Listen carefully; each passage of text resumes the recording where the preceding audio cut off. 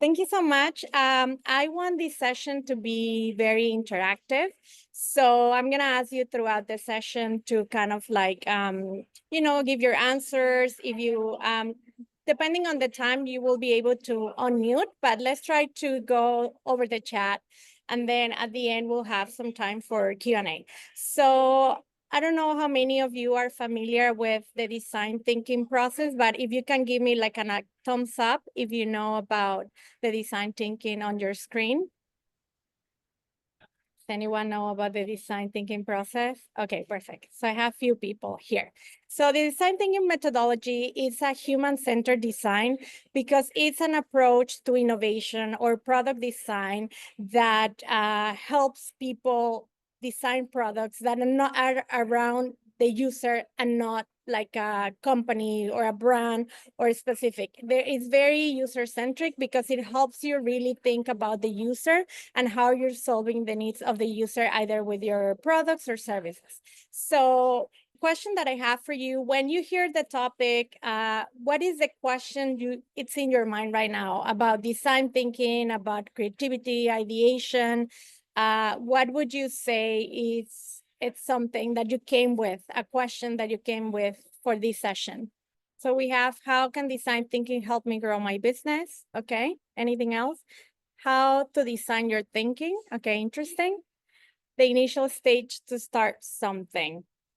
Perfect, sounds good. So hopefully throughout this presentation, you get to understand the process and learn a little bit about how would you implement it. So I'm Jarazet. I am, my background is in digital marketing, but I have came across the design thinking process. I have coached design thinking in organizations like IDOU, and I'm very keen in understanding how design thinking could apply to any context, especially for innovation. I'm a play advocate as well.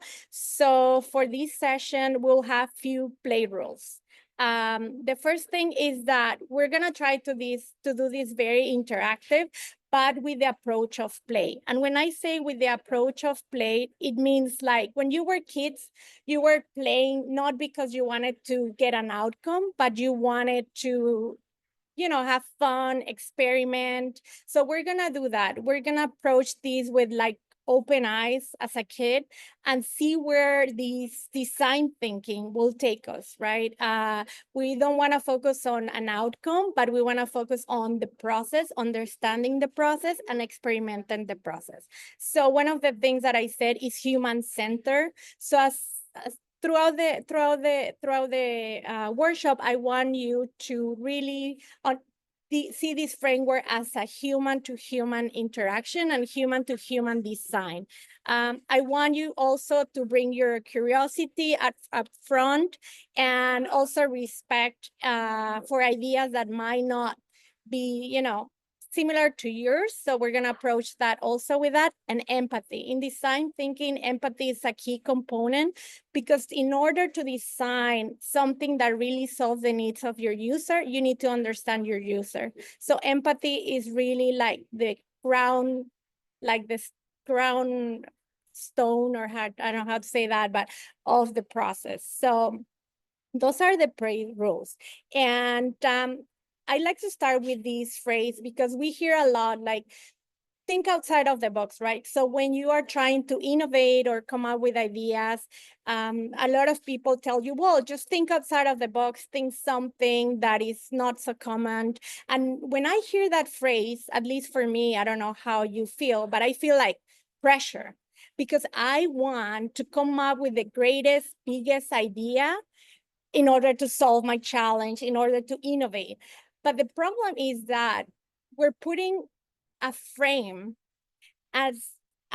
into someone. So in a way, we're constraining people when we're telling them to think outside of the box, because innovation doesn't happen by you thinking outside of the box. I like a phrase from Steve Jobs that said, at some point, you need to believe that the points are gonna connect.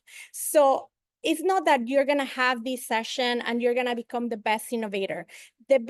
How you innovate is by understanding the process that takes you to innovation. So with this in mind, I want you to really get rid of any box. You're not going to think here outside of the box. I want you to reinvent the box.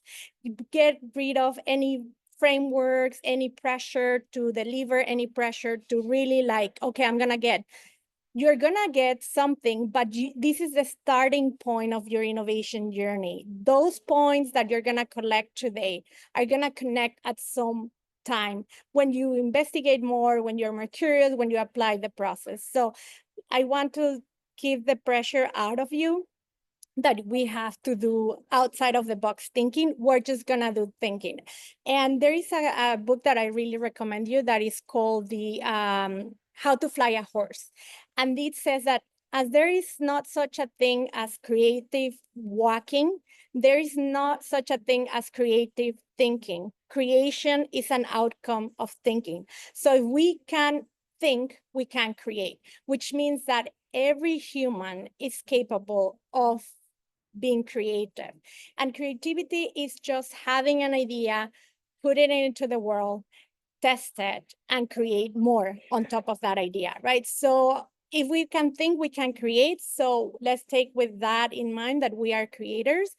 And one of the things of being a creator is that you have a big responsibility of the things you create. What you create in the world, even intentional or unintentional, is going to have an effect not only in you, but in future generations. So the design thinking process for me is this tool that really allows you to think in a human way of the things you're designing. Either it's a marketing campaign, a product, a solution. It's like, what are the impact and the choices I'm making today in my design that is going to affect the future of not only me, but the people around me, and maybe potentially many generations, right? So as I said, design thinking is a methodology that starts with empathy. Empathy, because in order to really understand the user and their needs, you need to walk in their shoes. And in the design thinking process, there are 5 phases. We're gonna go through them very quickly. The design thinking process cannot be learned in 1 hour. This is just an overview. This process could be like a week-long session. It could be a month. It could be even an iterative process that is never ending, right? So it's not a linear process. It's some tool set that you come back and forth in order to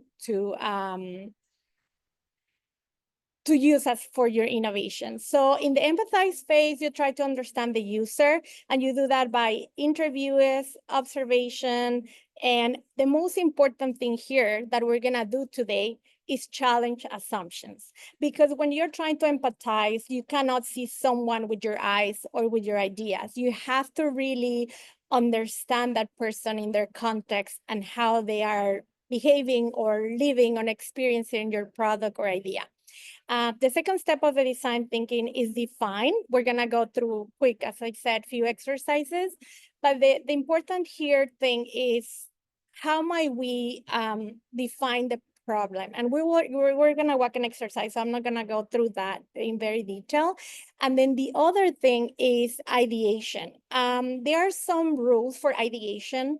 Some people think, like, oh, let's just give people post-its and then they will do their outside thinking and then we will come up with innovations.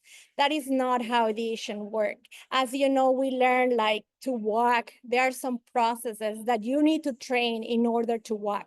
You don't run a marathon the first time you do a step, right? Like you walk, then you start running, then you start training, then you run a marathon. It's the same thing with ideation. That's what I'm not a fan of these think outside of the box, because if you have never trained your muscle to ideate, how can you ever like think outside of the box?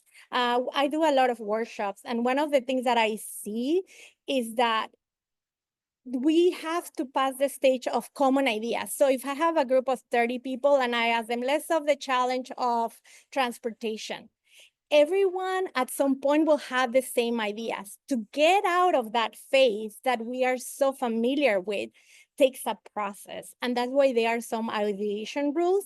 There is also another framework that I created that is the unboxing process. And one of my favorite tools for ideation is play. The other thing that the other step when you have ideate the solution is to prototype. So kind of like do some low fidelity things where you can get feedback and then test. In testing, you don't only want to test the product or solution, but you want to test through the three lenses of design thinking. So as I said, the design thinking process is not a linear process. It's called the double diamond framework. And why is it called the double diamond framework? It's because you start with a challenge, right? An opportunity. Sometimes when we see a need, we think, oh, we have a problem. In design thinking, that thing is not a problem. That thing is an opportunity to solve something for someone, right? So it's this reframing of, I have a problem, I need to find a solution, is I have an opportunity and I have the opportunity to find a solution, right? So when we start with the process, as I say, there are 5 steps. And the empathize phase is diverging and converging thinking. I'm not sure if you have heard these terms, probably you have or you have not, but we often, when we are kids, we do a lot of diverging thinking. For example, if you give a kid a box and you tell them, what is this for? They will tell you, oh, I can build a spaceship, I can build a car, I can build a universe. You know, they're thought their thinking is very diverged. When you see an adult and you ask him, like, what is this box for? They say, well, it's a carton box, or it's to put things inside of it, or storage. This is converging thinking. So what happens when we're kids and when we're adults? I say what happens to us is the educational system, because the educational system was created in the Industrial Revolution, where people needed to be very skilled at one thing. So they really need to be very diverse, converging. You have an idea? No, stop it. Just optimize, right? So we are, as an adult, unfortunately, very converging. So when we say, oh, the chair is broken, oh, let's fix it, right? Instead of asking why the chair broke. A kid will ask why the chair broke, but we don't. So in design thinking, the first thing we do is understanding, and that's divergent thinking. And then converging is when we define the problem. And then when we ideate, we also go again very broad, we prototype, and when we test, we converge. So this is kind of like, I don't know if you have seen the book, Think Fast, Think Slow. It's a very good book, but it's similar to this theory, right? Like if you want to innovate, if you want to use the design thinking process, you need to be able to use your divergent thinking and your convergent thinking. So in this session, we're gonna do the same thing.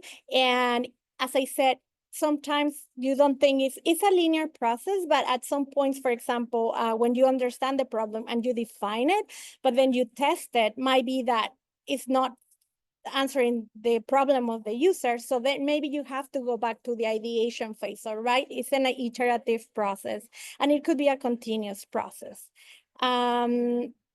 I combine this design thinking framework with a framework that I created for exactly that. How do you get out of these, common answers that everyone has when facing a problem, and how you train that muscle to really go above these converging thinking. I'm not going to explain the process. We're going to experience it a bit.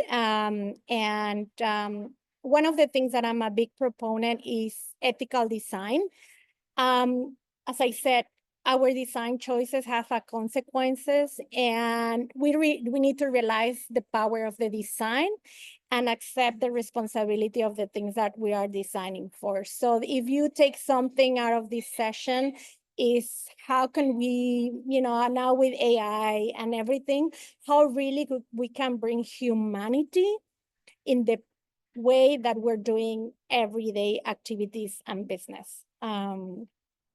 So one of the quotes that I'm sure you have heard a lot is that Albert Einstein said, we cannot solve our problems with the same level of thinking that we use when we create them. How many of you have heard that phrase? Many of you, I'm assuming you have heard that phrase. The closest, actually, that's an assumption, a misconception that everyone keeps repeating. Albert Einstein never said that. The closest thing that is found that he said is that we have to learn to think in a new way. And that was in a manifesto that he said, that he did. So the thing is that we hear phrases, we hear theories, we hear things, we see people, and we go over assuming that what we hear, what we said, what we learn at school is actually what is the truth, without even thinking about, wait, is that even actually the way? Imagine like before, I don't know, like 40, 50 years ago, no one would have thought that a phone could connect to internet and be, you know, take pictures and connect the world. That will be like, that's impossible. But someone there to challenge the assumption why that's impossible. And that's how innovations are happening, right? Because we start with like, wait a minute, I'm gonna challenge my assumptions and see where it takes me. Now, how many of you have heard the phrase, if we build it, they will come, right? If I have the greatest software that solves productivity for everyone, users will line up for my software. How many of you will have heard that or have thought about it, you know, in a way when you're building a startup? I'm sure many of you have done, and I just want to ask someone to unmute and say, why is that a problem? Or why is it a good thing to say, you know, like I believe in my idea and I'm solving a problem, and I'm sure if I build it and I have the right marketing and the right team, people will come and I will succeed. How many you think, or like anyone give me a take for that? Well, hi, my name's Helena. I think it's important just to like have passion for your idea in that sense. So that way, you know, you want it to succeed just ultimately because you enjoy it. Yes. Exactly. And I think that's a great thing, right? Like passion about your idea. One of the things that I said is like, you don't marry the first person you meet, right? Like you get to know the person, then you see if you're a fit, or, you know, that's the same thing with our ideas, right? We should not marry the first idea that we have, because we need to explore how that idea or that business is solving the user's need. One of the things you mentioned is very important, passion versus marrying, right? Like I'm going to be very enthusiastic about the solution or the need of the user, but I'm not going to marry my solution or my idea, right? Like I have the passion to solve a problem, but that problem could be solved maybe in a different way that I'm not even thinking about it, right? So in marketing, we call this pull strategy, right? How many of you are, you know, receiving your mail, these coupons for like supermarkets, and you're like, okay, it's irrelevant to me. I don't even shop in that supermarket. Why am I receiving that? Why do you guys think they do that? Is it to create awareness? Yeah, I think it's because they really, it's what they do, right? Like they want to push, okay, we have this product, we have this offer. So if it's relevant to you or not, I don't care, but I have it, right? So I'm just going to push it to you. Now, that could be effective, but the cost of doing that and the branding and that might be, you know, higher, that if you use a strategy of, I have a user that needs to buy groceries. What is the best way that I can enable that user or customer to come to my shop to buy what he needs, not what I want to sell, but what he needs? And I don't know if I am one of examples that I use for Instagram, right? Like they're very good at pulling you. Pushing you is sending you whatever and buy it, right? Like buy now, sell now. The pull strategy is like, I understand where you are. I understand the point in the customer journey that you're in, and I want to walk with you in your story to find the solution that you're looking for. Do you see the difference? Yeah, someone. Yeah, Yeah, I have noticed this too as well. When sometimes prospecting is happening, people try to sell features instead of understanding the pain of the customer. Yes. You know. Yes, that's right. And the thing is that that's what design thinking is very good at. We're not going to magically understand the customer. We're not going to magically, know everything. We need to use a structured process that will help us and enable us to do that not only one time, but many times. There is something called the innovator's dilemma. It's a very old book, and it explains the story of Kodak invented the digital camera, but they wanted to stay with what they had, and it cost them the entire market, right? So sometimes it's not about innovating and having the innovation, it's that understanding your market, their needs, and how to better solve them. And that's the innovator's dilemma. Yes, someone had the hand raised. Okay, I'm gonna continue then. We're gonna come to the practical steps. So the first thing that we're gonna do is we're gonna empathize with our users. So I call these the empathizing is like an elevator problem. I call it the elevator problem.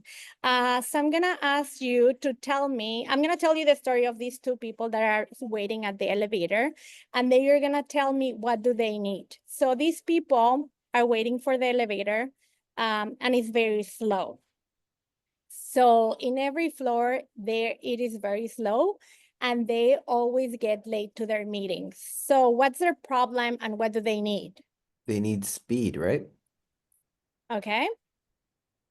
What else? They need a solution so that they can join the meeting. Maybe, Okay. I mean, if they cannot get in the elevator and the elevator is slow, they really want to be on time for the meeting, right? So maybe they need a technology to join the meeting. Okay. What else? Okay, I'm gonna tell you how we would approach it in the design thinking way. I will ask them, why do you need to take the elevator? And they told me in their answer that they need to take the elevator because they have a very important meeting to present their startup to a company. So what do they need now that I know that they need to take the elevator to present, their startup to a potential investor? What do they need? They They're need funding. Yeah, but in relationship with the elevator. Okay, so I'm gonna tell you. They need, if we go through the design thinking process, I will ask them, why do you need to present your startup to, the investor? Or why you want to take the elevator to present their startup to the elevator, to the investor? And they would say, oh, I just want to be on time because, or why you care about the elevator being slow? And they say, I just want to be on time because I would need to have a successful presentation. So we came from thinking, oh, these people need a faster way to go upstairs or downstairs to the end goal of the user is literally be successful in their presentation, regardless if the elevator is slow or regardless of, it's the end goal is to be fast, to have a successful presentation. If we were not doing the design thinking process, we will say, oh, let's make the elevator faster. But the user doesn't care really about the elevator. The user cares about having a successful presentation. So if we think about the end need of the user, the elevator becomes relevant, right? So what are the ways that we can enable these two people to have a successful presentation and be on time despite the elevator be slow? So maybe we found out, oh, they have a problem. The elevator is slow. Let's do a startup to make elevators faster. But the user really doesn't care about the elevator being faster now. They care about being successful in what they're trying to achieve. So that's the thing about empathizing, right? Like just not come out at the first thing thinking, but just really understand the users and their motivations. And usually when we try to define a problem, we say, okay, they need a chair, they need a faster elevator, they need escalators. But in the design thinking process, you need to reframe the needs as verbs, not as subject, right? Like they wanna be successful. And if you see in that phrase, you're not only incorporating what they need, but how they feel, right? Because success is something that is a feeling, is not something. So how would you build a product that is helping them with that need and what success means for them, right? Which is delivering the presentation on time. Okay, so we're gonna do a very quick exercise, and I want you to list in your paper or in the chat 3 assumptions that you have about your customers or your users' need. For example, the first assumption that I had is they need a faster elevator, right? So in your specific case of idea or startup, what do you think your users need? Anyone? I'll jump in. I've got a couple. So we make organic chips, organic snacks. And so one assumption is people want healthier snacks. Another assumption is that they care about cultural relevance. So those are my 2 assumptions that I'm operating from. Sounds good. Anyone else? For me, my customers want to expand in a market which they have limited understanding of, and they want to expand faster. And the second thing is increasing their revenue quickly. Helena said, assumptions are that people need healthy food options for their pets. 1. 2 is they need more accessible, convenient place to get healthy dog food. And Yeah. the third is they need more understanding of what constitutes healthy food options for their pets. Okay, perfect. I want now you guys to let me know what is the word that repeated the most in those answers from everyone. Let's see. Our Want. customers need, right? Yeah. Our customers need. Everyone said they need. And then something, right? What did we learn in the empathize phase? Solutions are verbs, not nouns. We are using a verb, but I just want you to have this in mind because this will help you for the next step. But we're framing every single thing as a need, right? I just want you to, I'm not gonna give you the answer right now, but I just want you to have that in your mind for the next step. Okay, now we're gonna come to the second step of the design thinking process. On the empathize phase, I just wanna tell you, this is a very quick exercise, but usually you do interviews, you do observation exercises, you do immersions, like you really go a day in the life of my user, like really, really very exploratory. We're just doing very quick exercise so you get a grasp of how it is and how can you implement it quickly. The second thing that you have to do in the design thinking process after you understand or kind of like put into paper what you think the user needs, you're gonna define, right?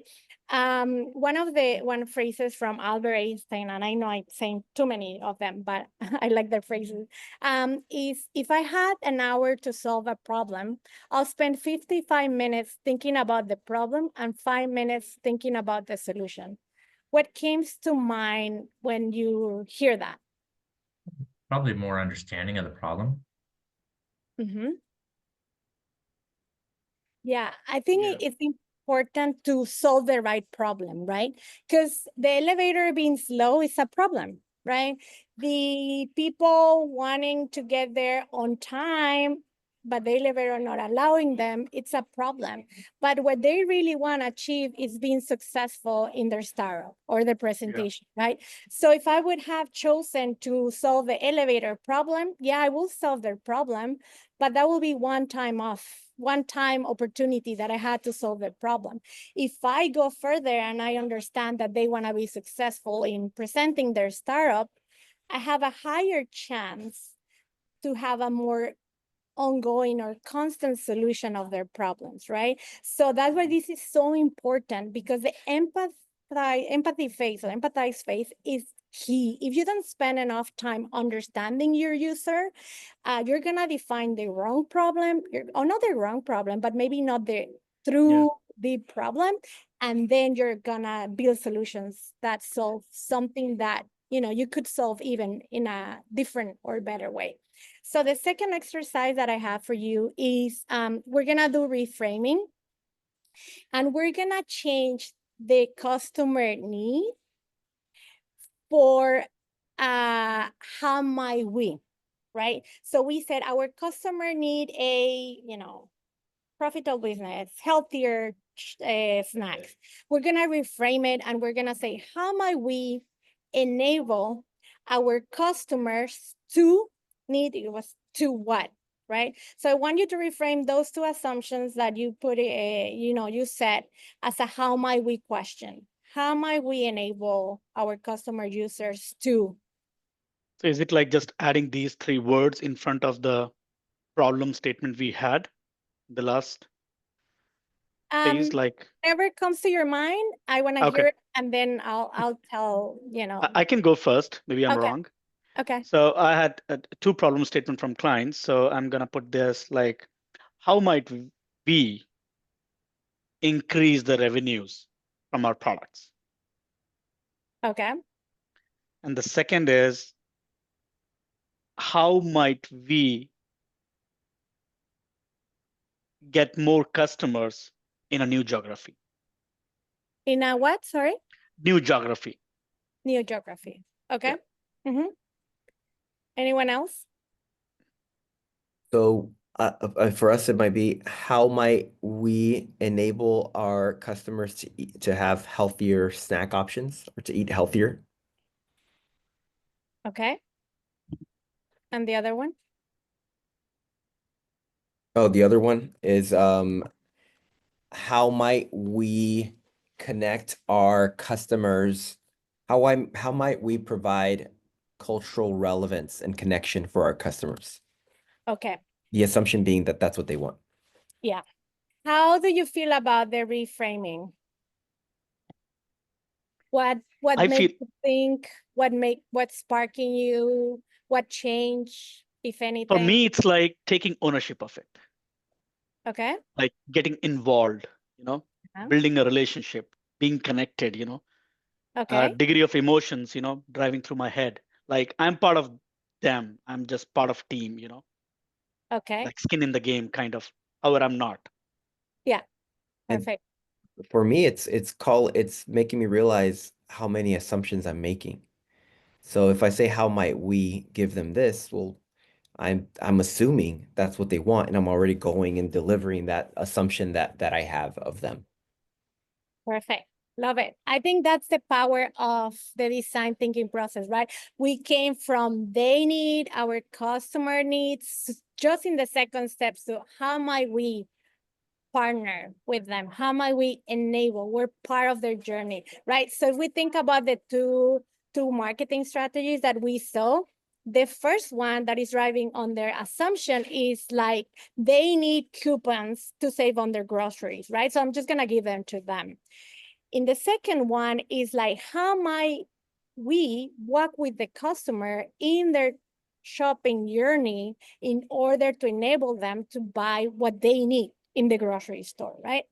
So just this reframing, that is a very simple change of words, change the entire thing of how you are approaching your customers, your involvement, and the solutions that you're gonna build in the future, right? Why this is important is because we're moving from this distant user more onto we are helping the users to truly creating solutions that truly solve their needs. It brings more, as you mentioned, emotional insight into understand not just what they say, but how they feel and how they think. It engages more into active listening. So what we're doing here is not for them. What we're doing here is for us to really be able to engage with the people that we are trying to solve a challenge, right? Observation, it also helps with observation. And the most important part is that it frees us from assumptions, right? It is approaching the users with an open mind. So we move from a converging thinking to a diverging thinking just by reframing the way we speak. of the user and their needs. So the importance of this, as I said, is because it informs ideation, because understanding that will help us a better understanding of how they solve their needs, foster creativity, because now we know that the elevator is not the problem they want to solve. They want to solve something even higher than that. It guides prototyping and enhances user experience. Any questions or things, or should I move on to the next thing? Perfect. I'm just gonna move very quickly because we are almost about time, but the third phase, one, you have done this empathize phase, and then you have done these defined phase is the moment of ideation, right? So for example, in the case of Victor, I would, in the empathize phase, really validate my assumption that they really want organic food and they really care about cultural awareness, right? So if I do the empathy exercise and that's validated, then I would go and then define my problem as how might we enable them to eat organic snacks and have cultural relevance for them, right? So that would be my problem definition. Now, the third step that I would do is ideate. How can I solve that, right?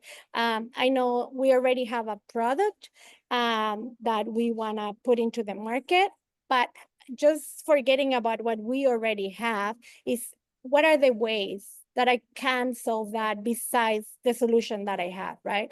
And that will help me not only enhance my product or my idea, but also my branding and my communication with the users, because I will speak a language that they really connect with and to a need that they really care about, and they will bring me into their story, not me telling them, this is what you need, just buy it. It's them saying, hey, I want to be part of the story because that really relates to me.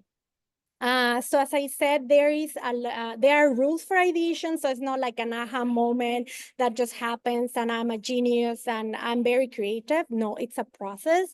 And you need to really do this process a lot of times in order to just overcome this converging thinking, because we're all the time, our brain is wired like that, because that's how we survive as species in humanity, right? Like, we see a threat, we just really jump into a solution because we might die if we don't, right?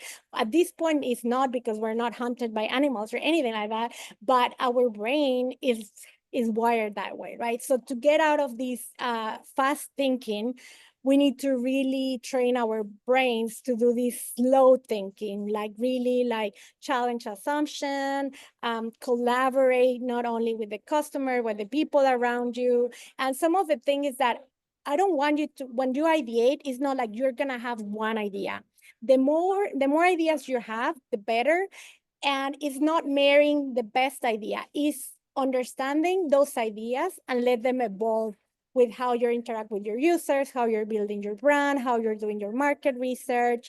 So these are some rules that I tell. I'm not gonna go into the very needs of that, but one of the things is that remember when you were a kid and you were playing and you were exploring only the box to see what box could do, the potential, right? So we need to approach the ideation phase with that same mindset. Okay, so we're gonna do a very quick exercise for the ideation so you get an understanding of how to apply it. So what we wanna do in the ideation process is find opportunities, not solution, right? So what are the different opportunities that I have to solve my customer's need, right? In this case will be for them to have a successful presentation, right? And then, for example, if I was doing the assumption that they want to save time, which I already validated that no, I would say like, what if we could eliminate waiting entirely, right? What if customers user could multitask while waiting? We know that waiting is not the problem. I just put that as an example. But imagine the problem was like they don't want to wait, and how can we eliminate waiting entirely, or how users could multitask while waiting, right? So I want you to take this framework, and I want you to list 3 pain points that users are experiencing with this challenge, right? So for example, in the terms of the snacks, what are the pain points that are having with not healthy eating, with, what are the frustration, barriers, or unmet needs that they want to solve? Yeah, And then, go ahead. go ahead. Okay. No, go ahead, picture. No, yeah, I mean, it makes me think of one of the barriers is convenience, right? Sometimes it's hard to get healthy snacks, maybe cost or price associated with it, and then taste. Those three things when it comes to eating organic. Okay, perfect. Anyone else?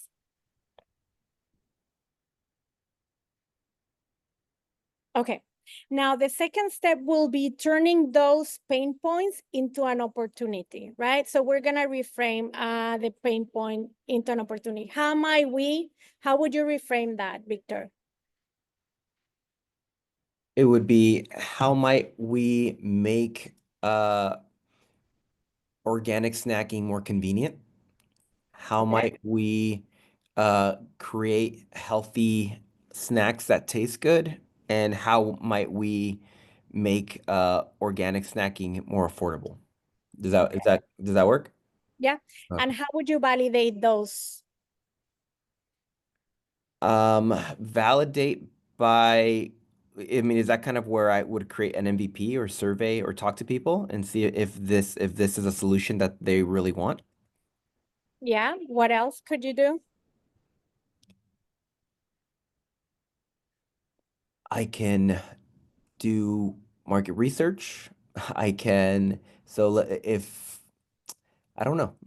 How about that? I don't know the answer. Yeah, I know. And this is the ideation process, right? You see how these simple things help you ideate. So for example, right, one of the things, you could go and observe people eating snacks. And that will give you insights not of what they say, but how they feel, how they act, how they interact with the snacks, right? So one of the things, this helps you kind of like understanding, okay, I'm gonna ideate something, and then I'm gonna test it. And what are the ways that I'm gonna test it? And the next thing of doing that is, one of the things that I really like is thinking of the worst thing, right? Like, I don't want to be, what it will be, there is a book, it's called How to Kill the Company. It's like, what it will be something that will kill my idea or my company, right? Like, what's the worst idea? So kind of like flipping up the coin and saying like, what will be the worst approach to solve this? So for example, if we were the supermarket and people look for convenience, is like make the checkout even longer with 20 extra steps, right? Like if we were thinking about solving the challenge of the people in the elevator, we'll say like, we will make people wait and be anxious so they cannot present properly, right? So what would be that for any one of you here in the call? See, practically for me, it's like if I'm providing a solution, it's not working, you know? So, or another would be like, I'm providing a solution and the client is not, Yeah. So that's how I see it. Okay. Anyone else? Somebody in the chat posted about their healthy food for pets. So it's, how might we get people healthy food options for pets? So maybe would it be the opposite? Like, how do you make pet food as unhealthy as possible? Is that kind of one way to go about it? Yeah, exactly. And how does that help us? How do you guys think that helps us or not helps us? Why we have to do this in order to be able to ideate? Is an ideation thinking about how to solve the problem and do it efficiently and have the best solution? Why are we doing this? If we want Do you to, mean to say that it's like a feedback loop? You take the feedback and you improve, and you take the feedback and you improve. If you don't take the feedback, pretty much you're stagnant, or you stop going. I mean, you start going down because there is someone. I mean, that's how I think. okay. One of the things, okay, go ahead, Victor. Is it a way to get the inverse answer? So if you go all the way to the left, or the pendulum swings all the way to the left, then if you do the opposite of that, then you might get a novel solution that you hadn't considered before. Yeah, something like that. Okay. But something more deeper. Remember that the design thinking is a human-centered approach, right? When we are kids, we are taught not to make mistakes, like do it right, right? Like don't fail the test because you're gonna, have bad grades.